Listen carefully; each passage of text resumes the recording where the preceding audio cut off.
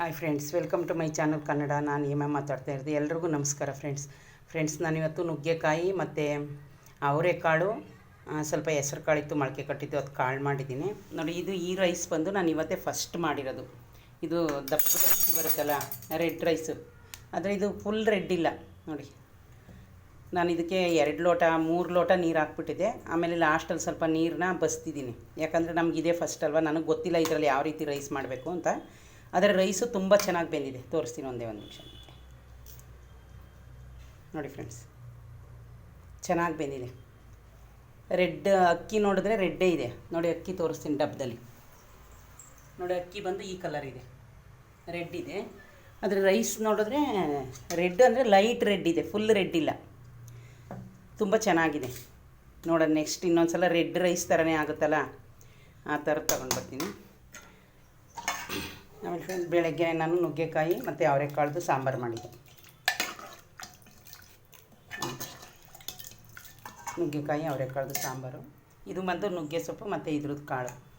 ಇದು ನನಗೆ ನಮ್ಮ ಸ್ಟಾಫ್ ತಂದು ಕೊಟ್ಟಿದ್ದು ಇತ್ತು ನುಗ್ಗೆ ಸೊಪ್ಪು, ಅದೇ 3 ದಿವಸದಿಂದ ಕ್ಲಿಯರ್ ಮಾಡ್ತಾಯಿದ್ದೀನಿ. ಇವಾಗ ನಾನು ಸ್ವಲ್ಪ ರೈಸ್ ತಿಂತೀನಿ ನೋಡೋಣ.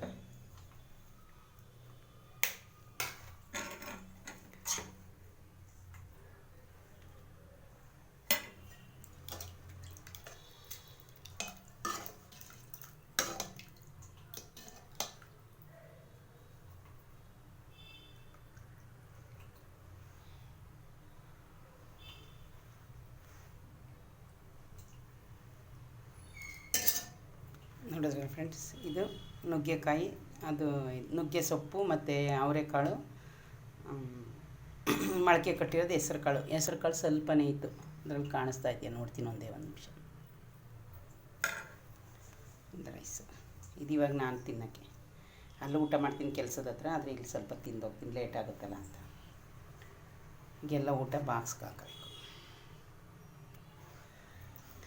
ಆಮೇಲೆ ಫ್ರೆಂಡ್ಸ್, ನಂದು ಒಂದು ಹಳೆಯ ಚಾನಲ್ ಇದೆ, ಅದರಲ್ಲಿ 60,000 ವ್ಯೂವರ್ಸ್ ಆಗಿದ್ದಾರೆ ಮತ್ತು 300 ಸಬ್ಸ್ಕ್ರೈಬರ್ ಆಗಿದ್ದಾರೆ. ಅದು ಲಾಕ್ ಆಗಿದೆ.